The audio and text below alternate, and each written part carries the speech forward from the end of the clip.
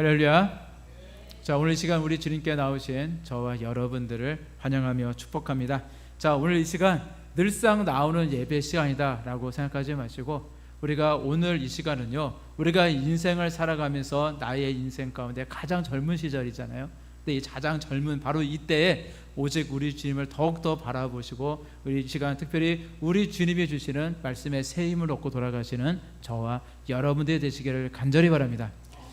카톨릭에 한 사제가 있었습니다. 근데 이 사제가요, 이제 그 같이 있는 그 교인 중에 한 여인을 사랑하게 되었어요. 자, 카톨릭에서는 이 사제의 결혼을 엄격하게 법으로 금하고 있기 때문에 이 사제는 본인의 신분이 있다 보니까 자신의 감정을 절제하고 억제하려고 노력했지만 그게 잘 되질 않았습니다.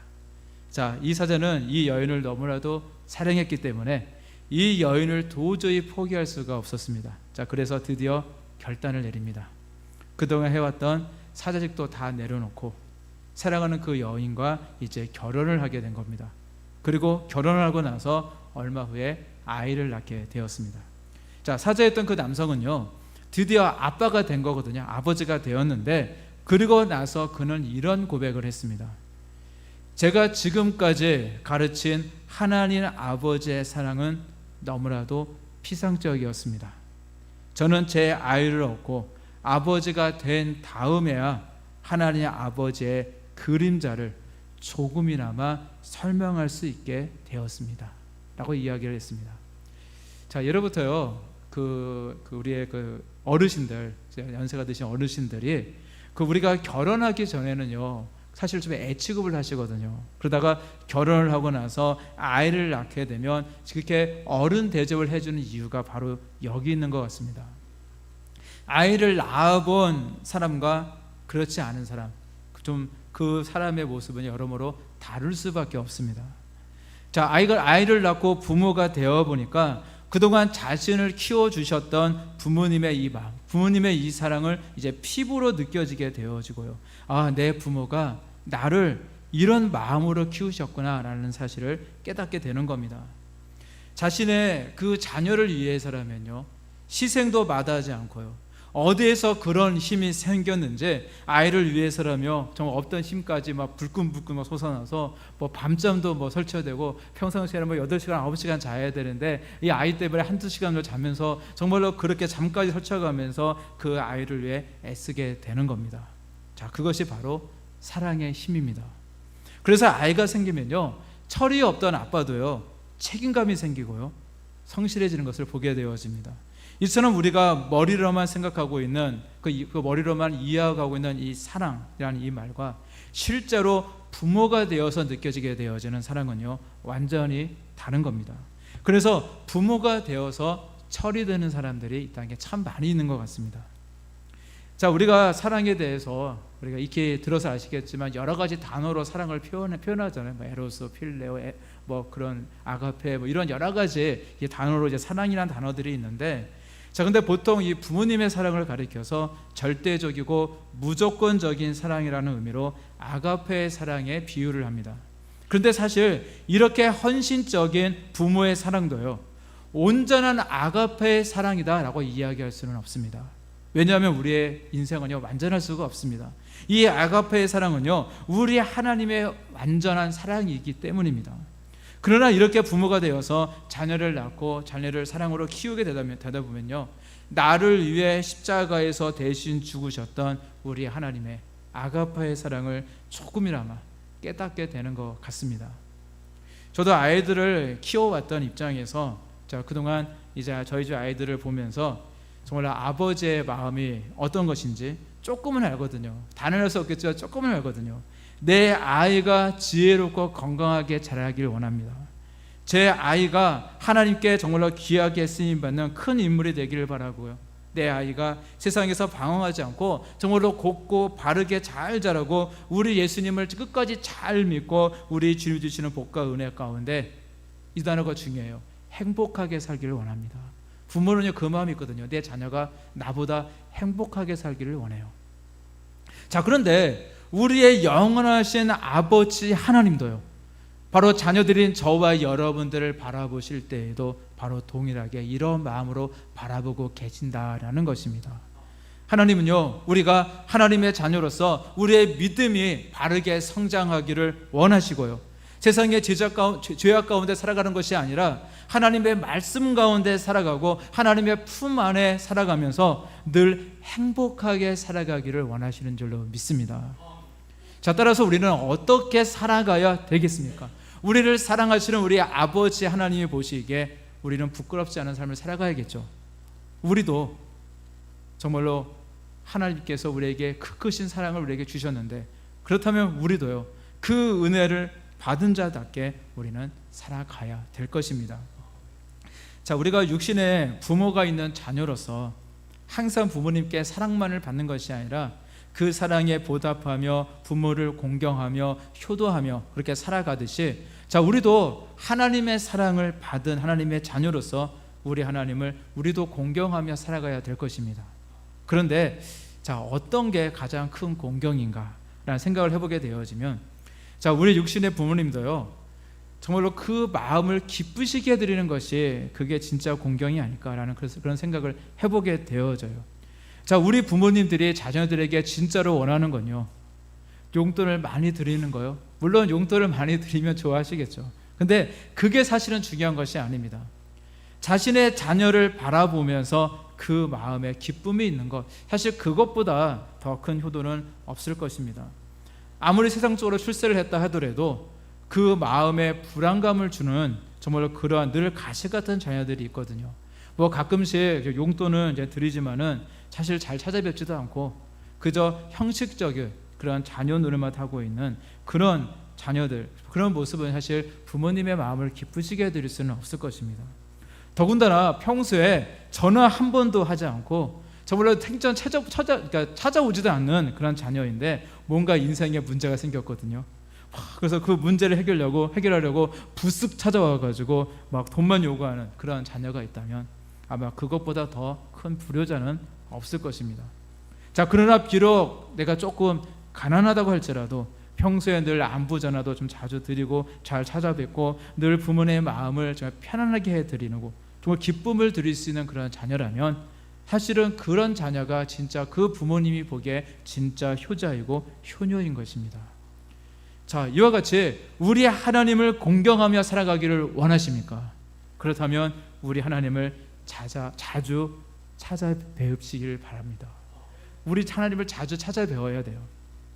어쩌다가 한 번씩 정말로 그 못된 자녀처럼 뭐 인생에 큰 문제가 생겨가지고 그 문제 해결해 달라고 평소에 교도 안 나왔던 사람이 갑자기 교회에 나와서 하나님께 이 문제 해결해 달라고 기도하는 사람들이 있거든요. 또는 하나님께 돈 달라고 막 떼쓰려고 그렇게 찾아뵙는 그런 불효자 말고요, 우리 하나님을 자주 찾아뵙고요, 그 마음에 정말로 우리 하나님께 늘 기쁨을 드리시는 저와 여러분들이 되시기를 간절히 바랍니다.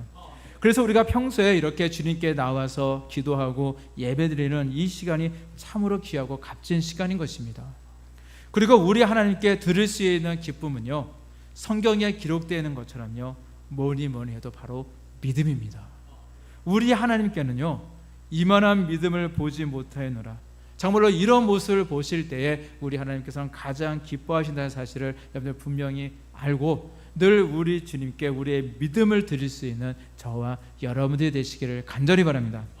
자, 그리고 오늘 보신 성경 말씀을 보면요, 바로 이러한 믿음을 드렸던 한 여인이 등장하고 있습니다. 자, 오늘 본문 가운데에서 등장하는 이 여인에게 소중한 딸이 있었는데 그 딸이 그만 귀신이 들려서 고통 가운데 신음을 하고 있었습니다. 자, 이것은요, 엄마로서 정말로 참기 힘든 극한 고통을 뜻하는 것입니다. 그냥 눈에 넣어도 아프지 않을 정말로 나의 예쁜 그런 아이가요, 갑자기 이상해졌습니다. 막 헛소리를 합니다. 갑자기 난동을 부립니다. 뭐 나에게는 너무나도 소중한 딸인데 이 아이가요, 맨날 어두운 곳에만 있으려고 하고요, 방에 불도 켜지 않고 구석에만 앉아 있으려고 하고요, 어떨 때는요 벽을 바라보고 혼자 중얼거리고 있습니다. 그런데 이게 남 이야기가 아니라 나의 이야기라고 생각해 보시기를 바랍니다. 차라리 부모로서 차라리 내가 아픈 것이 낫지 자신의 자녀가 이러한 흉악한 귀신에 들려서 고통 속에 정말 있게 되어진다면 그것을 바라보면서 아무것도 해주지 못하는 이 부모의 마음은요, 아마 각기각이 다 찢어지는 마음일 것입니다. 꽃같이 예쁘게 자라고 티 없이 밝게 자라고 신나게 놀아야 될 나의 어린 딸이요, 더럽고 추한 악기에 정말 들려 시달릴 때마다 이 여인의 마음은 아마 찢어질 듯 무너져 내렸을 것입니다. 그래서 이 여인은요, 그동안 백방으로 아마 자기가 할 수 있는 노력은 다 해봤을 거예요. 찾아봤을 겁니다. 힘이 닿는 한 좋은 약도 써보고요, 저 용하다는 의원도 찾아보았을 것이고, 그러나 그동안 아무런 도움도 되지 못했습니다. 자, 그러던 중에 예수님에 대한 소문을 듣게 된 것입니다. 자, 이분을 만나면 귀신이 두려워서 벌벌 떨면서 도망간대. 이분이 오시면 안진뱅이가 일어나고 장님이 눈을 뜨고 죽은 자가 살아난대. 그녀는요, 이런 소문을 듣게 되어집니다. 그리고 이 소문은요, 그동안 자신의 이 문제, 어린 딸의 문제를 해결할 수 없었던 이 여인에게 있어서는요, 그동안 절망 가운데서밖에 없었던 이 여인은요, 한 가닥 희망이 되었고, 다시 한번 힘을 내고 다시 한번 용기를 낼 수 있는 기쁜 소식이었을 것입니다. 자, 그래서 이 여인은요, 우리 예수님을 만날 그날을 손꼽아 기다리고 있었을 겁니다. 아마도 예수님이 계시다는 그 자리가 있으면 어린 딸을 데리고 아마 찾아가려고 했을지도 몰라요. 자, 그런데 드디어 자신이 살던 마을, 그 앞을 예수님이 지나가시는 것을 이제 알게 되어집니다. 예수님의 행렬을 그녀는 보게 되어지는 겁니다. 그때 그 여인은요, 군중 속으로 파고 들어갑니다. 그리고 혹시나 이 기회를 놓쳐버릴까 봐 안절부절하면서 체면도 부끄럼도 개의치 않고요, 힘써 소리를 지르는 겁니다. 주 다윗의 자손이여, 나를 불쌍히 여기소서. 내 딸이 흉악하게 귀신 들렸나이다. 사실 이 기회는요, 자주 찾아오는 것이 아니잖아요. 그래서 기회가 있을 때 그 기회를 잡는 것도 능력입니다. 자, 그런데 이 여인은요, 큰 장애물을 맞이하게 되어집니다. 정말로 간절한 마음으로 딸 아이를 생각하면서 정말로 필사적으로 예수님께 나왔지만, 예수님은 분명히 그 여인의 소리를 들으셨거든요. 그녀의 상황과 처직을 누구보다도 잘 알고 계셨지만, 자, 예수님이요, 그녀에게 전혀 관심을 주지 않습니다. 그때 예수님의 반응에 대해서 오늘 보신 본문 말씀 23절에 보면 이렇게 말씀하고 있습니다. 예수는 한 말씀도 대답하지 아니하시니. 자, 예수님은요, 그냥 아무런 대답도 하지 않고 옆에서 그 여인이 고래고래 소리를 지르는데도 불구하고 침묵하셨습니다. 들은 채 만 채, 본 채 만 채 하신 겁니다. 그래도 이 여인이 멈추지 않고 계속 소리를 지르니까 그 소리가 얼마나 크고 방해가 되었든지 제자들이 와서 그 여자가 소리를 지르니까 예수님께 빨리 좀 보내시라고 그렇게 요청까지 하게 되어집니다. 예수님께 빨리 그녀의 문제를 듣고 빨리 해결해서 보내시라면 그런 의미일 거예요. 아마 그런 요청까지 제자들이 할 정도로 그렇게 그 여인은 예수님께 정말 간절히 부르짖고 있었던 것입니다. 자, 만약에 저와 여러분들이 그 여인과 같이 무시당하고 본체만치 않은 굴욕적인, 정말로 그런 굴욕을 당하는 상황에 부딪혔다면 여러분들은 어떻게 하시겠습니까? 아무래도 대부분의 사람들은요, 아마 낙심하고 돌아갔을 거예요. 아마 원망하고 돌아섰을 것입니다. 에이, 능력 있긴 뭐가 있냐 하면서 아마 헛소문이었구만, 아마 그러면서 아마 돌아섰을지도 몰라요. 자, 그런데 부모의 마음은 그렇지 않거든요. 그 여인은요, 부모로서 자기 딸을 절대 포기할 수가 없었습니다. 자, 그런데 우리 예수님을 왜 침묵하셨을까요? 자, 이에 대해서 신학자 중에 키르라고 하는 사람은요, 이렇게 이야기를 했습니다. 예수님께서 그 여인이 가진 작은 믿음의 씨가 자라기를 기다리고 계셨다. 그녀에게는 믿음의 씨앗이, 작은 씨앗이 있었는데 그것이 자라기를 기다리고 있었다라는 그런 표현을 했습니다. 자, 예수님이 이 여인의 마음을 너무나도 잘 알면서 침묵하셨던 이유는요, 그녀가 더 부르짖고 그 믿음의 씨가 더 자라기를 바라셨던 우리 예수님의 마음이 있었기 때문이었다는 것입니다. 다시 말해서 더 간절히 예수님께 나오기를 원하셨던 겁니다. 더 간절히 하나님께 부르짖는 그녀의 모습을 보기를 원하셨던 겁니다. 그래서 일부러 예수님은 침묵하셨던 것입니다. 따라서 우리도요, 한번 기도해보고 안 된다고 절망하고 포기해 버려서는 절대 안 되는 것입니다. 왜냐하면 우리 하나님은요 절대 못 듣고 계신 것이 아닙니다. 다 듣고 계십니다. 그리고 이 여인에게 하셨던 것처럼 그 믿음을 시험하시는 것이고요, 더 그 믿음의 씨앗이 자라기를 원하시기 때문에 일부러 침묵하시고 기다리고 계시다는 사실을 여러분들 믿으시기를 바랍니다. 따라서 우리가 기도할 때는요, 뭐 피곤하든 바쁘든 어떤 일이 있든지 간에 절대 기도를 중단하거나 포기해서는 안 되는 겁니다. 늘 간절한 마음으로 여러분 이왕 기도하실 거 끝까지 기도하시기를 바랍니다. 지금 나의 기도를 듣고 계시는 우리 하나님이 계시다는 사실을 믿고 끝까지 간절히 우리 하나님께 나아가시는 저와 여러분들이 되시기를 간절히 바랍니다.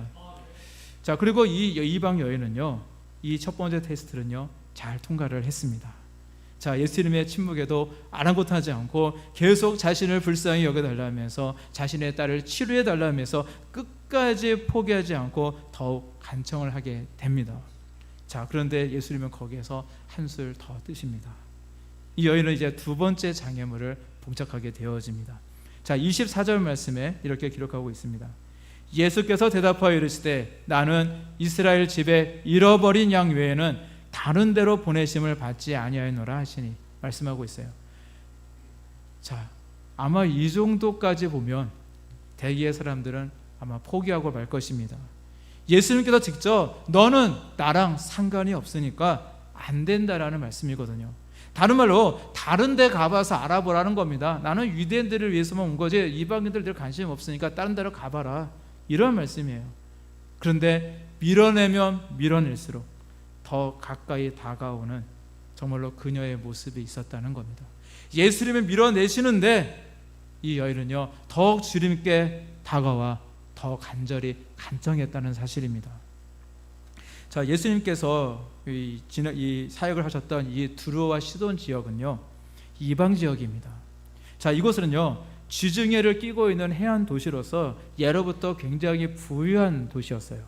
자, 그런데 이러한 부유함에는요 늘 우상들이 따라다닙니다. 그래서 이곳은요 우상 숭배와 온갖 죄악이 굉장히 성행했던 그런 지역이었습니다. 자, 두로와 시돈 지방은 위에 갈릴리 지역이 있는데 그보다 약간 위쪽에 왼쪽 그 지중해 그 해안에 있는 그런 도시입니다. 그래서 무역 상도도 굉장히 많이 다니고 특별히 다시스에서 오는 그런 배들과 무역을 많이 하면서 굉장히 많은 부유함을 추적했던 도시가 바로 이 두로와 시돈 지역입니다.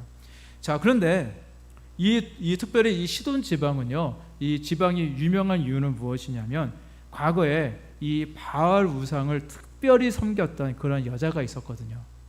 그 엘리야 선지자를 죽이려고 했던 여인, 바로 아하방의 처였던 바로 이세벨의 고향이 바로 이 시돈 지방입니다. 자, 그래서 구약 성경에 보게 되어지면요 이 두로와 시돈에 대한 심판의 말씀들이 굉장히 많이 기록이 되어 있습니다. 많은 말씀이 있지만 특별히 이사야서 23장 1절 말씀에 보니까 이렇게 기록이 되어 있어요. 두로에 관한 경고라, 다시스의 배들아, 너희는 슬피 부르짖을지어다. 두로가 황무하여 집이 없고 들어갈 곳도 없으며 이 소식이 깃든 땅에서부터 그들에게 전파되었음이라 라고 말씀하고 있고요. 에스겔서 28장 21절 23절 말씀 보게 되어지면은 인자야, 너는 얼굴을 시돈으로 향하고 그에게 예언하라. 내가 그에게 전염병을 보내며 그의 거리에 피가 흐르게 하리니 사방에서 오는 칼에 상한 자가 그 가운데 엎드러질 것인즉 무리가 나를 여호와인 줄 알겠고 라고 기록이 되어 있습니다. 이 외에도 굉장히 많은 곳에 보면은 이 두로와 시돈 지방에 대한 저주의 예언들, 그 말씀들이 많이 기록되어 있는 것을 보게 되어집니다. 자, 이렇게 이 두로와 시돈은요 우상 숭배가 굉장히 성했던 타락한 땅이었고 부정적인 평가와 심판의 메시지가 가득한 땅이 바로 이 두로와 시돈 지방이었습니다. 그리고 실제적으로 역사적으로 보게 되어지면 정말로 이런 강대한 이런 도시 국가였던 바로 이곳이요 두로와 시돈이요 이 예언의 말씀처럼 정말로 저주를 받는 그런 사건들이 많이 기록이 되어 있습니다. 자, 그 이후로 아수르의 침략과 지배를 받았던 지역이었고요. 그 이후로 이제 바벨론의 침략과 지배를 받았고, 그 이후로는 페르시아의 침략과 지배를 받았고, 이제 헬라 제국의 침략과 지배를 받았고, 그 이후로는 로마의 침략과 지배를 받았습니다. 마치 이스라엘 땅과 비슷한 정말로 그런 과정을 겪으면서 정말로 이 땅도요, 마치 정말로 저주받은 땅답게 굉장히 극심한 고통과 그런 고난을 겪은 땅이었던 것을 보게 되어집니다. 그 이유는 다른 것이 아닙니다. 바로 그들의 죄악 때문이었습니다. 하나님께서는 그들의 죄악 때문에 하나님께서는 그들에게 심판과 저주를 내렸던 것을 우리는 보게 되어집니다. 그래서 두루와 시돈은요, 유대인들에 있어서는 바로 저주의 땅이라고 인식되어지는 곳입니다. 그렇게 당연히 이 두루와 시돈은요, 유대인들은 가기조차 꺼리는 그런 지방이었습니다. 게다가 이 여인은 유대인이 아니라 그곳에 사는 가나안 사람, 즉 이방 여인이었습니다. 당시 유대인들은요, 이방 사람들과 접촉을 매우 꺼렸고요, 마치 개나 돼지처럼 취급을 했거든요. 그러다 보니까 이곳 사람들도, 이방 사람들도 유대인들을 좋아할 리가 없습니다. 자, 그들은요, 유대인에 대해서 아주 좋지 않은 그런 감정을 품고 살아갔습니다. 그래서 이들은 서로가 상종을 하지 않았어요. 유대인들은 이방 사람들을 무시했고, 그리고 이방 사람들은 유대인이라고 하면은 그냥 치를 떨면서 싫어했고 아주 멀리 했습니다. 자, 그런데도 이 가나안 여인이요, 유대인이었던 이 예수님께 찾아온 것은요, 한 아이의 엄마였기 때문입니다. 그리고 그녀에게는 믿음이 있었어요. 예수님께서 치료해 주시겠다라는 그런 믿음을 가지고 있었습니다. 그래서 그녀는요, 자신의 딸을 살리고자 하는 이 부모의 간절한 마음을 가지고 자신의 자존심도 다 내려놓고 간절한 마음으로 예수님을 찾아왔던 것입니다. 자, 그런데 이런 여인인데 예수님은요, 이런 여인에게 처음에는 침묵으로, 두 번째는 당신 이방 사람이잖아 하면서 거절함으로, 세 번째는 예수님이 이제 아주 모욕적인 말까지 하게 되어집니다. 자, 이 여인은요, 이제 세 번째 큰 장애물에 봉착하게 되어진 겁니다. 26절에 이렇게 말씀하고 있습니다. 대답하여 이르시되 자녀의 떡을 취하여 개들에게 던짐이 마땅하지 아니하니라 말씀하고 있어요. 쉽게 이야기해서 예수님께서 이 여인에게 너는 개다 라고 이야기하고 있는 겁니다. 이건 사실 심한 모욕이거든요. 우리가 아마 저기 학교 다니시는 분들은 그 오디세이아의 저자인 아마 호모에 대한 이야기를 들어보신 적이 있을 겁니다. 근데 이 호모는 또 시인이기도 했어요. 그래서 이 호모의 시를 보게 되어지면 그가 이제 개에 대해서 표현을 한 적이 있는데, 뭐냐면 수치심을 모르는 남녀들을 향해서 개에다가 비유를 했습니다. 그리고 우리나라 사람들도요, 욕을 할 때 자주 개를 등장시키잖아요. 예쁜 강아지, 얼마나 강아지가 예쁩니까? 근데 그 강아지를 개에 비유해서 뭐 개 어쩌고저쩌고 하면서 욕을 하기도 합니다. 따라서 예수님께서 그 여인에게 하신 너는 개다 라는 이 말씀은요, 그 여인의 입장에서 보게 되어지면 자신의 인격과 자신의 이 자존심이 송두리째 무너져 버리는 그런 순간이었을 것입니다. 그때 이 여인은 너는 개다 라고 말씀하시는 그 예수님께 아주 유명한 고백을 합니다. 주여 올소이다마는 개들도 제 주인의 상에서 떨어지는 부스러기를 먹나이다. 그녀의 고백이었습니다. 이 여인은요, 자신의 딸을 위해서라면 기꺼이 개가 될 수가 있었던 것입니다. 자신의 딸을 살릴 수가 있다면 기꺼이 개가 될 수 있었고요, 개보다 더한 것이 다 될 수도 있었을 것입니다. 그녀는요, 더한 모욕을 당한다 할지라도 이미 자신은 이미 다 내려놨기 때문에, 자신의 모든 것을 예수님 앞에 다 내려놨기 때문에 아마 다 인내하며 감수했을 것입니다. 바로 그게 사랑이잖아요. 그게 바로 부모의 사랑입니다. 사랑은요, 자신의 모든 것을 다 내려놓을 수 있게 합니다. 그녀는요, 우리 예수님 앞에서 자신의 존심을 내세우지 않았습니다. 끝까지 예수님을 향한 자신의 믿음을 보여드렸습니다. 그러자 드디어 우리 예수님의 마음이 움직이시게 되어집니다. 자, 예수님께서 그 여인의 정말 끝까지 포기하지 않는 이 믿음, 정말 이 여인의 이 간절한 모습, 자신의 모든 자존심까지도 다 내려놓는 그녀의 이 모습을 보시고는요, 여자야 내 믿음이 크도다, 내 소원대로 되리라 말씀하시고 응답하셨습니다. 그리고 그 이후로 그녀의 딸이 낫게 되었다라고 오늘 말씀은 우리에게 증거하고 있는 것입니다. 자, 우리가 기도할 때 바로 이러한 간절함이 있어야 되는 줄로 믿습니다. 그리고 이 간절함은 예수님을 향한 믿음이 없다면 우리는 절대 가질 수가 없는 것입니다. 자, 우리는 우리 예수님의 두 손에 모든 것을 해결할 수 있는 능력이 있음을 우리는 믿어야 됩니다.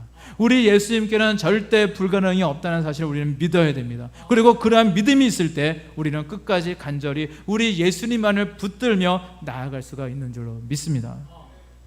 예수님은 분명히 우리에게 이런 말씀을 하셨거든요. 구하라, 그리하면 너에게 주실 것이요, 찾으라, 그러면 찾을 것이요, 문을 두드려라, 그리하면 너희에게 열릴 것이니라. 우리에게 분명히 말씀하셨거든요. 그리고 우리 예수는 이 말씀처럼 우리가 구하고 정말 우리가 두드릴 때 반드시 응답해 주십니다. 우리는 하나님께 기도할 때, 그렇기 때문에 우리가 간청할 때 우리는 정말 쉽게 포기해서는 안 되는 겁니다. 예수님께서는요 이미 우리에게 응답하실 모든 것을 다 가지고 계십니다. 문제는요 그 때를 기다리시는 겁니다. 내가 얼마나 하나님께 간절히 나가고 있는지, 얼마나 내 자신을 내려놓고 하나님께 부르짖고 있는지 우리의 그 모습을 보기를 원하신다라는 것입니다. 근데 기도했는데 정말로 응답이 정말로 늦어져서 지친다고요? 이 여인의 모습을 본받으시기를 바랍니다. 절대 포기하지 마시고요, 절대 물러서지도 마시기를 바랍니다. 우리가 유명한 예화죠. 어느 아프리카 부족에 대한 그런 예화가 있습니다. 그분은 그 부족은요 비가 오지 않으면 기우제를 드리는데, 이 아프리카 부족의 이 기우제를 드리며 반드시 비가 왔다고 합니다. 왜 뜬금없이 비기독교적인 이런 기우제를 말씀드리냐면 다 그 이유가 있습니다. 아프리카 부족이 있지도 않는 이 이방 잡신에게 기우제를 드리면 반드시 비가 왔습니다. 왜인지 아세요? 그들은요 기우제를 한번 시작하면 그것이 한 달이든 두 달이든 세 달이든 1년이든 간에 비가 올 때까지 기우제를 드렸다고 합니다. 그러니 기우제를 드리면 반드시 비가 온 겁니다. 하물며 우리가 기도하는 분, 우리의 하나님은요 절대 죽은 우상이 아닙니다. 우리 하나님은요 정말로 살아계신 하나님이라는 사실을 여러분들 믿으시기를 바랍니다. 이방 잡신을 섬기는 사람들도요 자신들이 응답이라고 생각할 때까지 끝까지 포기하지 않는데, 하물며 살아계신 하나님을 섬기며 영원토록 살아계신 우리 하나님께 나온 저와 여러분들이 포기해서는 절대 안 될 것입니다. 자, 오늘 읽으신 성경 말씀 가운데서 예수님께서 이 이방 땅, 이 두로와 시돈 지방에 왜 내려가셨겠습니까? 이유는 단 한 가지입니다. 그곳에 사는 이 여인을 살리기 위해서였습니다. 우리 하나님께 자신의 모든 것을 다 내려놓을 수 있는 이 여인을 만나기 위해서, 그리고 그녀의 딸만이 아니라 그녀를 살리기 위해서, 그녀를 구원시키기 위해서 그 땅에 가셨다라는 것입니다. 이처럼 우리 예수님께서 이 이방 여인의 이 기도를 들어주시기 위해서 이 저주받은 이 이방 땅으로 내려가셨던 것처럼 오늘날에도 우리 예수님은요 저와 여러분들의 기도를 들어주시기 위해서 이 낮고 천한 이 땅에 찾아오십니다. 그리고 이 시간 이곳에 계시고 우리의 예배를 받고 계신 분이 우리 주님이심을 여러분들 믿으시기를 바랍니다. 우리 주님은요 누구보다도 우리의 기도를 듣기를 원하시고요, 내 소원대로 되리라 응답하기를 원하시는 분이 우리 살아계신 우리 아버지 하나님이라는 사실을 여러분들 믿으시기를 바랍니다. 자, 오늘날 우리 하나님께 찾아오는 그런 수많은 사람들이 있는데, 근데 중요한 것은 뭐냐면요, 이 땅에 수많은 사람들이 하나님을 바라보고 살아가고 하나 뭔가 찾고 있는데, 우리 하나님께서 정말로 찾는 사람이 있거든요. 그 중에서 찾는 사람, 그런 사람은 어떤 사람이냐면 바로 이 이방 여인과 같은 사람들입니다. 여러분, 우리 도리교에서 능력 있는 일꾼으로 사명자로 여러분 쓰임 받기를 원하십니까? 그렇다면 이 여인처럼요 끈질김도 배우시고요, 자기 자신을 우리 주님께 다 내려놓으시기를 바랍니다. 우리 주님 앞에서는요 자존심은 별로 중요하지 않습니다. 때로는 우리는 우리의 자존심까지도 다 내려놓아야 됩니다. 내 자존심을 내려놓는다고 해서 내가 절대 지는 거 아니거든요. 그 성도들의 그 관계 속에서도요 그 자존심 싸움이 있을 때가 있어요.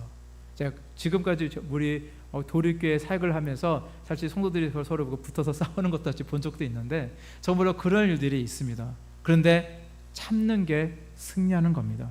왜냐하면 상대방은요 내려놓지 못했지만 나는 내려놓을 수 있었기 때문입니다. 자기가 억울하고 화를 내고 소리를 지르는 것보다 자신을 내려놓는 것이 훨씬 더 어려운 겁니다. 하나님의 뜻을 따라가는 삶은요, 이렇게 나를 내려놓지 않고는요 절대 갈 수 없는 길입니다. 자, 이 이방 여인이 예수님께서 침묵하실 때에도 자신을 내려놓았고, 예수님께서 막 밀어내실 때도 자신을 내려놓았고, 예수님이 정말로 자신을 개 취급하는데도, 모욕하시는데도 그 앞에서도 저는 개보다 못합니다, 저는 개입니다 하면서 자신을 내려놓았습니다.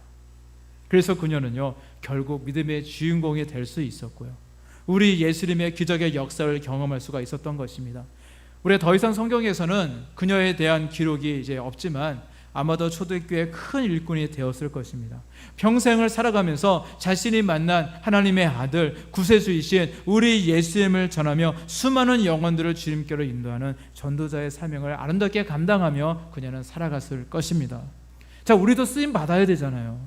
그렇다면 더 굳건한 믿음으로 우리 하나님만을 바라보시고요, 하나님의 뜻이 온전히 이루어지기를 소망하며 살아가시기를 바랍니다. 그래서 나는 죽어져야 됩니다.